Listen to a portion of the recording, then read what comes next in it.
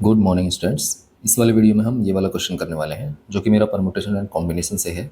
तो सबसे पहले आप वीडियो को पॉज करके इस क्वेश्चन को अच्छे से ट्राई कीजिए और अपना आंसर कमेंट कीजिए। आओ तो हम स्टार्ट करते हैं। क्वेश्चन में बोला है from the set of first 30 natural numbers 3 numbers are selected such that they are in geometric progression. It means GP के अंदर है। In how many ways it can be done. ठीक है, तो हमें इस क्वेश्चन के अंदर हमारे जो फर्स्ट 30 नेचुरल नंबर्स है 1 2 3 अप टू 30, इसमें से 3 नंबर्स सेलेक्ट करने हैं और वो जीपी में होने चाहिए। अगर कोई भी 3 नंबर अगर जीपी में होते हैं तो वो इस तरह से होंगे ए कोमा ए आर स्केयर।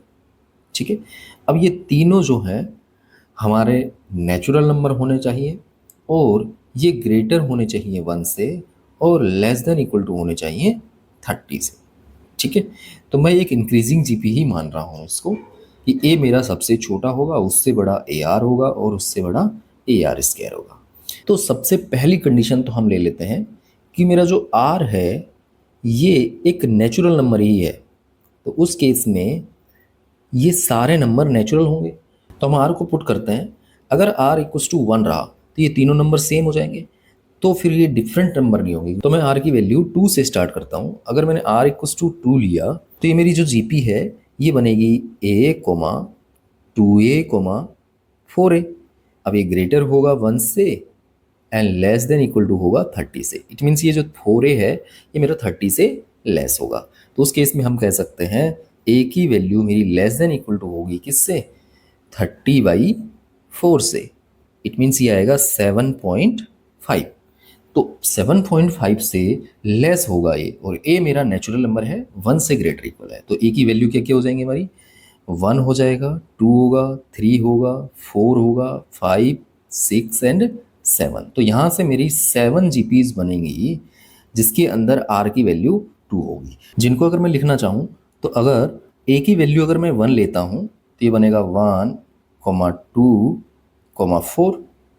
ठीक है, यहाँ पर पुट करना है हमें क्योंकि ये a,2a,4a बन रहा है क्योंकि आर तो फिक्स हो गया 2। तो ये 1,2,4 हो गया। दूसरा हो जाएगा जब मैंने 2 लिया तो 2,4,8 हो जाएगा। नेक्स्ट अगर हमने 3 लिया तो ये 3,6,9 हो जाएगा। एंड 4 लिया तो 4,8,16 हो जाएगा। एंड 5 लिया तो ये 5 10 20 हो जाएगा। एंड 6 लिया तो 6 12 एंड 18 हो जाएगा। एंड लास्ट वन 7 लिया अगर हमने तो 7 14 एंड 28 हो जाएगा। ठीक है, आगे अगर हम बात करें जब मैंने आर की वैल्यू 3 ली होगी तो आर इक्वस टू 3 लेंगे तो ये जो जीपी है मेरी बनेगी a coma 3a coma 9a। ठीक है, यहाँ पे आर की वैल्यू हम पुट करेंगे तो यहाँ पे तो 3 हो गया या 3 स्क्वायर तो दैट इज 9a। तो ये हो गया मेरा 1 से ग्रेटर एंड 30 से लेस। तो यहाँ पर अगर देखा जाए तो ये जो 9a होगा ये 30 से लेस होगा। तो a की वैल्यू जो मेरी होगी वो लेस देन इक्वल टू हो जाएगी 30/9। दैट इज अगर मैं 10 में 3 का डिवाइड लगाऊं तो 3.33 के राउंड आएगा। यानी a की वैल्यू हम यहाँ पर ले सकते हैं 1 2 एंड 3। ठीक है, और इसके लिए r की वैल्यू मेरी 3 है। इनको अगर मैं लिखना चाहूँ तो जब मैं a की वैल्यू 1 लूँगा तो मैं यहाँ पर पुट कर रहा हूँ तो ये बनेगा 1,3,9। एंड जब a की वैल्यू में 2 लूँगा तो ये बनेगा 2,6,18। ठीक है, जब मैंने 3 ली वैल्यू तो ये बनेगा 3,9,27। ठीक है, तो यहाँ से हमारी 3 जीपीज आ जाएंगी ये वाली। ठीक है, आगे अगर मैंने आर की वैल्यू 4 ली है तो क्या बनेगा, तो ये बनेगा 1 जो है वो लेस देन इक्वल टू होगा a,4a,16a। ठीक है, लेस देन इक्वल टू 30। तो अगर मैंने 6a को लेस देन 30 कर लिया तो यहाँ से a की वैल्यू मेरी जो है वो लेस देन इक्वल टू आ जाएगी 30/16। इसको अगर मैं सोल्व करूँगा तो ये बनेगा मेरा 1.8 के अराउंड। तो यहाँ से a की वैल्यू 1 ही आएगी 1। ठीक है, तो ए इक्वस टू 1 के लिए और आर इक्वस टू 4 के लिए अगर मैं जीपी बनाना चाहूँ तो वो मेरी होगी 1,4,16। ठीक है, अब अगर हम आर इक्वस टू 5 लें तो ये जीपी जो बनेगी मेरी A comma 5 A comma 25 A, and ये 1 से ग्रेटर होगा एंड लेस देन होगा 30 से। तो यहाँ पर ए की वैल्यू मेरी जो है, अगर मैं 25 ए को 30 से लेस करूँ तो ए की वैल्यू मेरी 30/25 आ जाएगी। तो ये भी मेरा 1.2 के अराउंड आएगा। तो ए की वैल्यू ए की ही हो जाएगी 1। ठीक है, अब अगर मैं इसके लिए जीपी लिखना चाहूँ तो वो मेरी बन जाएगी 1,5,25। ठीक है, आगे अगर हम बात करें आर इक्वस टू 6 के लिए तो जीपी हमारी बनेगी A comma 6 A comma 36 A, and A मेरा ग्रेटर देन 1 है एंड लेस देन है 30। अब अगर मैं ए की वैल्यू देखूं यहाँ पर, क्योंकि 36 ए को लेस देन 30 होना पड़ेगा, तो ए की वैल्यू 30/36 आएगी। ठीक है, A is less than equal to 30/36, तो यहाँ से 0 पॉइंट समथिंग आएगा ये। ठीक है, तो ए की वैल्यू अगर 0 पॉइंट समथिंग से लेस है तो ए नेचुरल नहीं हो सकता और ए ग्रेटर देन इक्वल टू 1 भी नहीं हो सकता। ठीक है, तो यहाँ से ए की कोई भी वैल्यू नहीं आएगी। तो आर इक्वस टू 6 के लिए मेरी कोई भी जीपी बनने वाली नहीं है। इट मीन्स अब आगे भी कोई भी जीपी बनेगी नहीं, क्योंकि यहाँ पे जो नंबर आएगा ये 36 ए, फिर 7 के लिए 49 ए, अगर उसको मैं 30 से लेस करूँगा तो ए की वैल्यू 1 से लेस आ जाएगी। 1 से ग्रेटर के लिए या 1 के लिए ये हमारी जीपी नहीं बनने वाली। ठीक है, आगे अगर हम बात करें R equals to natural number वाला जो केस है मेरा, ये तो सभी बच्चे देख लेते हैं, बट पर जो दूसरा केस है वो बच्चे नहीं सोच पाते हैं। तो हम उस दूसरे केस की बात करते हैं। अब अगर मैं दूसरे केस की बात करूं जहां पर आर मेरा रैशनल नंबर है, ठीक है, अगर रैशनल होगा तो पी अपॉन क्यू टाइप का होगा। बट यहाँ पे एक कंडीशन और है कि ये जो बनेगा ए मेरा नेचुरल नंबर है और आर स्क्वायर जो है ये भी कुछ ऐसा बनना चाहिए ताकि मल्टीप्लाई होके एक नेचुरल नंबर आए, यानी ए आर स्क्वायर मेरा क्या होना चाहिए, नेचुरल होना चाहिए। तो इस आर स्क्वायर को हमें ऐसा कुछ बनाना पड़ेगा जिससे कि ए मेरा कैंसिल हो जाए। इट मीन्स अगर मैं यहाँ पर p बाई क्यू रखूँ तो ये P square by Q square बनेगा। तो यहाँ पर अगर मैं इस क्यू स्क्वायर की बात करूँ, ये ऐसा बनना चाहिए जिसका डिवाइड मेरा किसके अंदर चला जाए, ए के अंदर चला जाए। तो ए के अंदर डिवाइड तब जाएगा जब ए का जो एक फैक्टर होगा वो मेरा एक परफेक्ट स्क्वायर नंबर होगा। ठीक है, इट मीन्स अगर मैं बात करूँ यहाँ पर अगर मैं ए की वैल्यू 1 लूँ तो उस केस में मुझे क्यू की जो वैल्यू है वो भी 1 लेनी पड़ेगी। अगर मैं क्यू की वैल्यू 1 लेता हूँ तो ये जो p बाई क्यू बनेगा ये हमारा नेचुरल नंबर ही बन जाएगा, क्योंकि क्यू 1 हो गया, 1 का डिवाइड p में लगाओगे तो p आएगा। ठीक है, तो उस केस को हमें नहीं लेना है। तो अगला अगर बात करें हम a की वैल्यू, क्योंकि हमें परफेक्ट स्क्वायर लेना है क्योंकि उसके अंदर क्यू स्क्वायर का डिवाइड जाना चाहिए, तो a की वैल्यू मैं 4 लूँगा। अब 4 के लिए q की वैल्यू मेरी कितनी हो जाएगी, 2 हो जाएगी। 4 ले सकता हूँ, 4 का मल्टीपल लूँगा तो भी q की वैल्यू 2 ही होगी।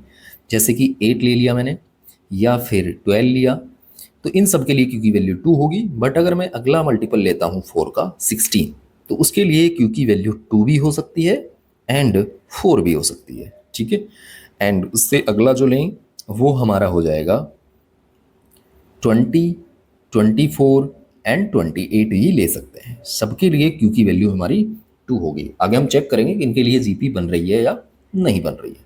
ठीक है, यहाँ पर हमने 4 के सारे मल्टीपल ले लिए हैं और 16 का अगर मल्टीपल लूँ तो वो 32 हो रहा है। तो 32 ए मेरा जो है 30 से डायरेक्टली बड़ा हो जा रहा है। आगे अगर हम बात करें किसी और परफेक्ट स्क्वायर नंबर की, तो ए इक्वस टू मैं 9 ले सकता हूँ। ठीक है, अब 9 के मल्टीपल की बात करूँ वो मेरा 18 हो जाएगा एंड अगला मल्टीपल मेरा 27 हो जाएगा। इन सभी के लिए क्योंकि जो वैल्यू होगी मेरी 3 ही होगी। इसके अलावा हमारे पास एक परफेक्ट स्क्वायर और बच गया है 30 तक, वो हमारा हो सकता है 25, जिसके लिए मुझे क्यू की वैल्यू कितनी लेनी पड़ेगी, 5 लेनी पड़ेगी। ठीक है, तो हम एक एक केस को डिस्कस करते हैं। अब यहाँ पर हम फिक्स कर रहे हैं ए की वैल्यू। तो ए अगर मैं 4 लिया तो ये जो जीपी बनेगी अपनी 4,4r, 4r स्क्वायर, ठीक है, लेस देन इक्वल टू 30। तो यहाँ पर अगर हम देखें आर स्क्वायर की वैल्यू मेरी लेस देन इक्वल टू हो जाएगी कितनी, 30/4। अब हमें आर की ऐसी वैल्यू लेनी है, तो मुझे क्यू तो मिल गया, क्यू मेरा फिक्स है, क्यू हमें क्या लेना है, 2 ही लेना है 4 के लिए। तो ऊपर न्यूमरेटर में क्या लें, ठीक। अब मैं अगर आर की बात करूं तो उसके लिए जो डिनोमिनेटर है वो मेरा 2 फिक्स हो गया है। अब न्यूमरेटर की बात करें तो न्यूमरेटर के लिए हमें आर की जो वैल्यू है वो, क्योंकि यहाँ पे डिनोमिनेटर में 2 आ गया तो 2 तो हो नहीं सकती, क्योंकि 2/2 1 हो जाएगा, ठीक है। और लेस देन 2 भी नहीं लेना है, ठीक है। उससे क्या होगा, आर मेरा 1 से लेस हो जाएगा और 1 से लेस में जीपी मेरी डिक्रीजिंग बन जाएगी। तो वो कोई ना कोई इनमें से ही होगी, जो हमने जीपीज बनाई हैं ये इतनी सारी, इनके अंदर से ही कोई होगी, ठीक है। इसलिए मुझे 2 से ग्रेटर लेना पड़ेगा न्यूमरेटर को, ताकि ये 1 से बड़ा रहे आर की वैल्यू। तो अगर मैं पी की वैल्यू 3 ले लेता हूँ तो आर स्क्वायर की जो वैल्यू होगी वो 9/4 होगी, जो कि मेरी आर स्क्वायर से लेस होगी। तो यहाँ से जीपी बन सकती है, ठीक है। दूसरा, अगर मैं 4/2 लूँगा तो वो 2 हो जाएगा, तो वो रिपीट हो गया, कोई ना कोई इन्हीं में से होगा, ठीक है। फिर 5/2 लूँ तो ये हमारा 25/4 बन रहा है आर स्क्वायर की वैल्यू, तो 30/4 से लेस है, तो ये भी पॉसिबल है। तो इससे आगे अगर मैंने कोई वैल्यू ली 5/2 से बड़ी, जैसे कि 6/2, तो वो तो 3 हो जाएगा। बट 7/2 अगर लूँगा तो आर स्क्वायर की वैल्यू मेरी 49/4 हो जाएगी, जो कि 30/4 से बड़ी होगी। तो हम यहाँ पर वो वैल्यूज़ नहीं ले सकते, तो हमारे लिए ये 2 वैल्यूज़ ही होंगी ए इक्वस टू 4 के लिए आर की, ठीक है। तो हम 3/2 के लिए जीपीज निकालते हैं, R equals to 3/2 and A equals to 4 के लिए। तो बनेगी 4 कोमा, जब मैंने 3/2 रखा यहाँ पे तो ये 6 बनेगा, एंड यहाँ पे रखा तो ये 9 बन जाएगा, ठीक है। अगर मैंने 5/2 लिया तो ये बनेगा 4 कोमा 5/2 से मल्टीप्लाई करूँगा तो 10 कोमा, जब फिर 5/2 से मल्टीप्लाई करूँगा तो 25। तो ये जो 2 जीपीज बनेंगी जिनके लिए मेरा आर की वैल्यू क्या है, रैशनल है। आगे हम चेक करते हैं ए इक्वस टू 8 के लिए। तो यहाँ पर जीपी जो बनेगी वो बन जाएगी 8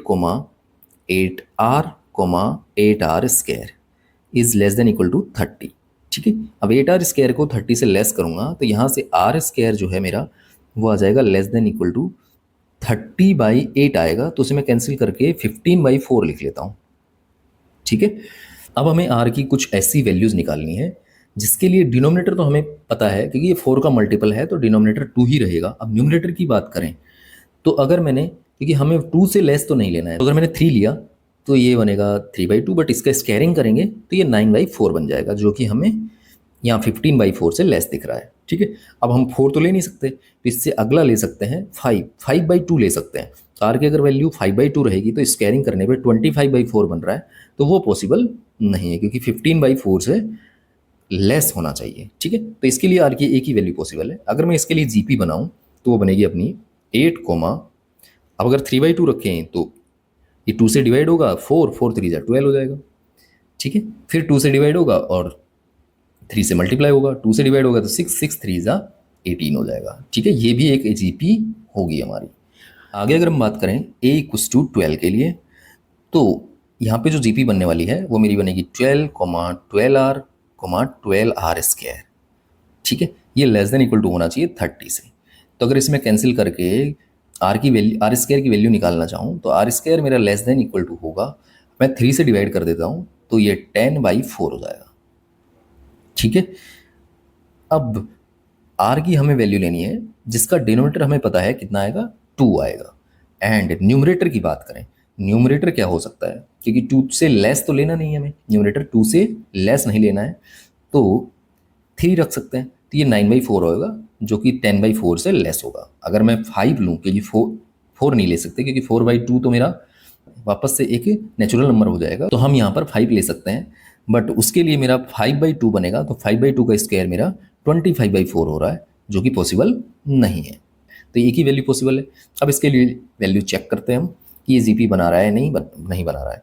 तो अगर हम यहाँ पर बात करें जीपी की, तो वो बनेगी मेरी 12 कोमा 3/2 से मल्टीप्लाई करूँगा तो 2 से डिवाइड होगा, 6 3 18, एंड फिर 2 से डिवाइड होगा 9 3 27। तो ये भी एक जीपी बन रही है हमारी, ठीक है।